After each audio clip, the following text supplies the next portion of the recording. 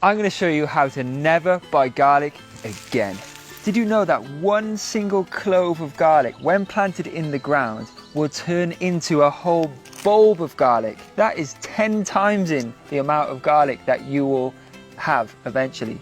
To sow your garlic, if you're using a container, simply fill it up with compost. Or if you use a raised bed like me, spread a lovely rich layer of fertile compost across the top of your bed. Then create some divots in the soil, 2 inches deep, spaced around 6 inches apart. Then place a single clove of garlic in each hole, making sure the tip is pointing up. Then all you need to do is cover over the garlic with some soil and water really well. The garlic does need to be located in a sunny area of your garden, so make sure wherever you're planting it gets a lot of sunlight. So the garlic grows slowly but steadily all over winter, and it will take about 8 months in total before you're ready to harvest.